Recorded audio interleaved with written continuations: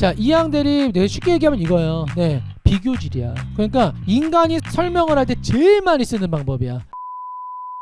시즌을 이제 중간쯤 시작하거나 이렇게 할 때는 얘를 제일 먼저 설명할 때도 있어요. 그 이유가 뭐냐면은 이항 대립이라고 하는 설명 방식은 우리가 예를 들면은 어떤 모의고사 하나를 딱 보게 되잖아. 그러면은 그 하나에 막 서너 개 있어요. 그럼 반대로 예를 들어서 어떤 모의고사를 딱 봤는데 이항 대립이 없는 경우가 그럼 있을까라고 하잖아. 그런 경우가 없어요. 그러니까 인간이 설명을 할 때 제일 많이 쓰는 방법이야. 자, 이항 대립 내가 쉽게 얘기하면 이거예요. 네, 비교질이야. 자, 내가 A라는 거 설명하고 싶어. 그러면 이제 어떻게 하는 거야? B 데리고 와. 그잖아. 인간은 뭐를 딱 들여다보면 다른 게 자연스럽게 떠올라요. 그치? 엄마는 니네를 보면 누가 떠올라? 엄마 친구 누구 아들이 떠오르겠지. 누구는 어떻더라 뭐 이런 거.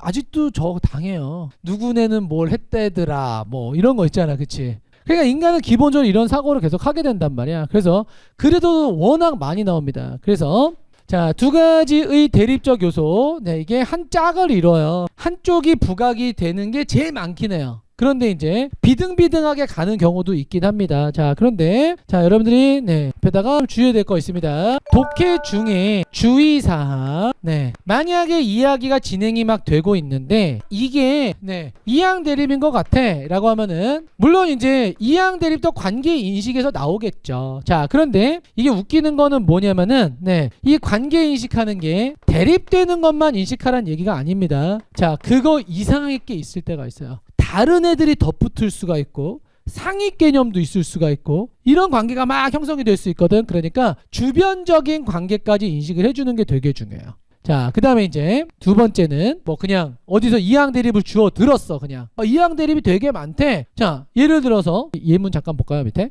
니네 이거 한번 빠르게 한번 읽어볼래?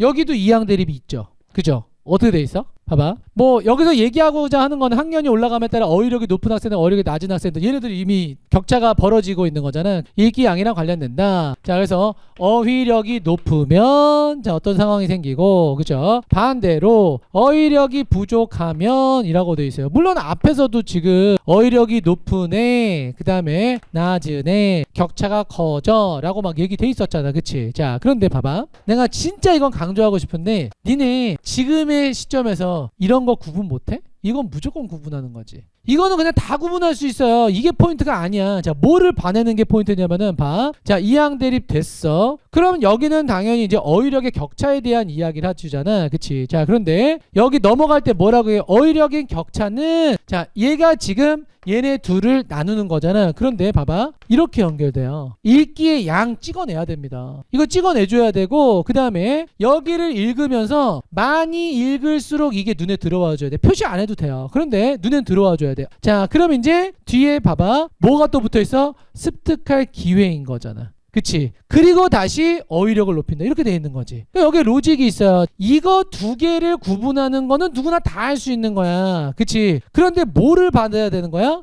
얘네 둘이 나눠지는 분기점이 뭐냐 이거야. 분기점에 대한 인식이 되게 중요해요. 얘네 둘은 뭘로 나눴어? 자, 그럼 예를 들면은 어휘력 격차야? 그런데 이게 양도 달라? 이게 다 지금 분기점이란 말이야. 그치? 그러니까 나눠지는 것 자체는 그냥 다 인식할 수 있어요. 그건 관계성 파악하면서 이미 다 된 거잖아. 그치? 그러니까 독해라면서는 여러분들이 계속 찍어줘야 되는 건 뭐다? 자, 어디서 나눠지냐? 이걸 찍어줘야 돼요. 자, 그러면은 요 아래에 있는 거 네, 이거 여러분들 과제에 있었던 거니까 잠깐 보겠습니다.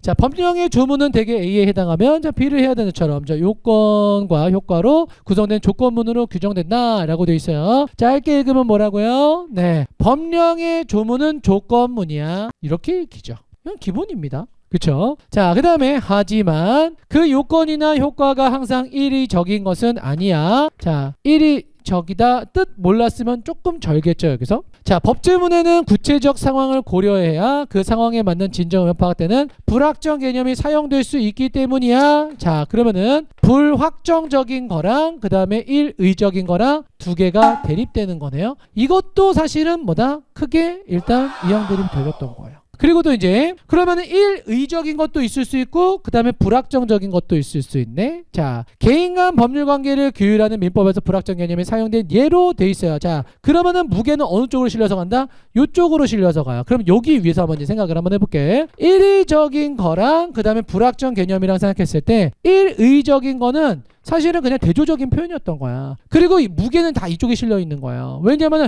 예시 이렇게 해서 끌고 가니까 만약에 대등하잖아. 그럼 어떻게 예시 끌고 가야 돼? 얘도 설명 일의적인 경우는 이런 거고 그 다음에 불확정적인 건 이런 거야. 이렇게 가줘야 된다고. 그런데 얘는 그냥 살짝만 나와주고 그 다음에 이렇게 끌고 가고 있으니까. 그지? 자, 그 다음에 이제 개인 간 법률 관계를 규율하는 민법에서 불확정 개념이 사용된 예로 손해배상 예정액이 부당히 과다한 경우에는 법원은 적당히 감액할 수 있다라는 조문이 있대요. 이게 불확정 개념이랑 관련이 있대. 자, 그러면서 자, 법원은 요건과 효과를 재량으로 판단할 수 있답니다. 자, 그러면은 재량으로 판단한다라고 돼 있죠, 그렇죠? 자, 이게 얘예요.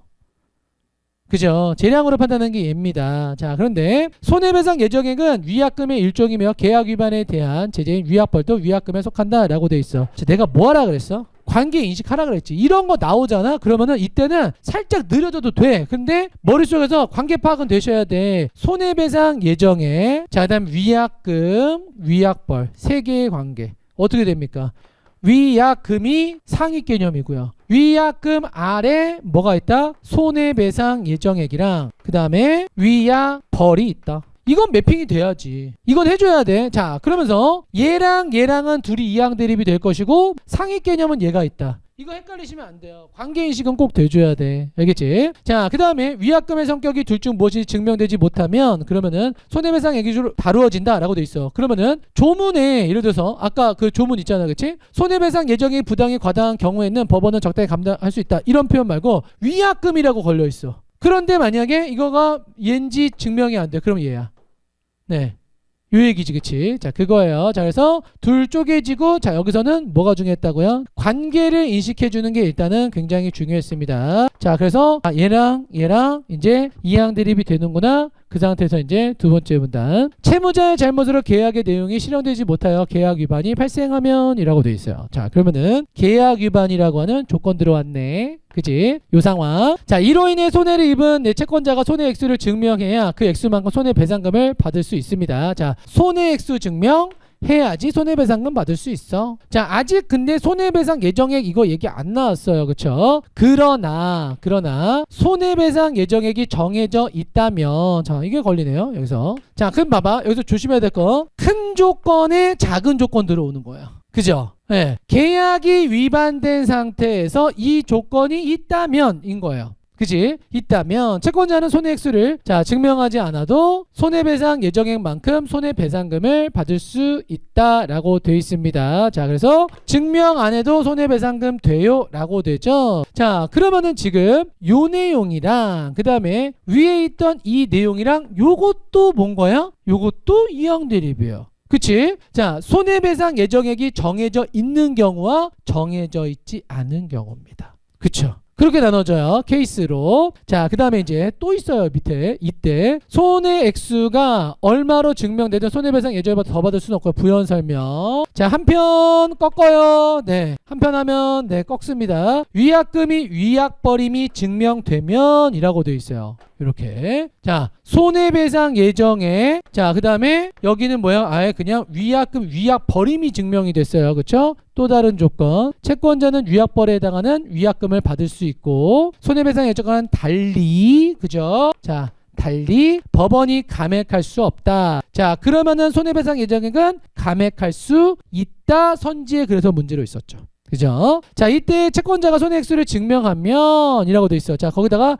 또 작은 조건, 손해액수를 여기서 또 다시 증명해주면은 손해배상금도 받을 수 있다 라고 돼 있어. 자, 그럼 이제 봐봐. 여기서 이제 내가 진짜 얘기하고 싶은 거야. 뭐냐면은 이렇게 막 열심히 읽었어. 열심히 읽었는데 자, 결국에는 얘네들 얘기가 다시 나왔어. 그치? 얘네들 얘기가 다시 나왔는데 근데 이 상태에서 얘는 뭐였고 정확하게 뭐였고 얘는 뭐였고 다 기억할 수 있어요? 기억 못합니다. 그쵸? 외우기가 되게 만약에 얘네들에 대해서 물어보게 되면 이 구간에 내려와가지고 여러분들이 문제를 푸셔야 돼요. 그쵸? 그런데 이걸 할 때 제가 뭐를 하라 그랬지? 얘네들이 이항 대립이 됐어? 이 대상들은 인식이 됐어? 그치? 자, 그럼 뭐 하라고요? 분기점은 인식이 돼야 돼요. 여기서 뭐 다뤘었지? 이거는 체크를 해줘야 되는 거야. 그치? 자, 그러면 여기서 다뤘던 내용이 뭔지 생각을 해보세요, 여러분들이. 얘네들은 지금 분기점이 뭐야? 되게 여러 개예요. 네. 뭐 있어요, 일단. 자, 아까 저기 보면은 봐봐.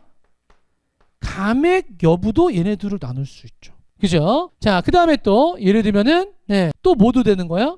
감액 말고 그러면은 손해배상 증명하는 것도 또 얘네들을 나눌 수 있지. 그치? 나눌 수 있단 말이야. 자, 다는 기억을 못해도 돼요. 그런데 대략 어떠한 것들을 기준으로 봐봐. 그리고 니네 이거는 할 필요 없어. 감액이 이쪽이 되는 건지 이쪽이 되는 건지, 자, 이거 못 외워도 되는 거야. 감액을 기준으로 나눠줬던 것 같아 라고 하는 거. 손해배상 증명하는 거, 이쪽은 증명이 필요 없고 이쪽은 증명이 필요해. 증명하면은 플러스 더 돼 라고 하는 거. 자, 그런데 정확하게 뭔지 몰라도 돼요. 읽으면서는 근데 어찌됐건 분기점은 생각을 자꾸 해주세요. 생각을 해주시면은, 자, 뭐가 좋냐면 나중에 문제를 풀 때, 자, 얘네들에 대해서 이제 물어봐. 그러면은 그 분기점이랑 관련되는 이야기가 꼭 나와요. 그러면은 그거 이쯤에 있는데 이렇게 들어와진단 말이야. 근데 뭉뚱그려가지고 얘네 둘이 그냥 이항 대립돼 있었어. 이 정도까지만 읽어놓으면은, 만약 글 끝까지 다 이항 대립이면은 여러분들이 엄청 헤맬 수도 있어요. 알겠지? 그 다음에 여러분들이 읽으면서 신경은 못 써준다고 전체적인 구도랑 관계 인식해주는 거랑 나눠지는 분기점, 그것만 좀 신경을 한번 쓰면서 읽어보세요.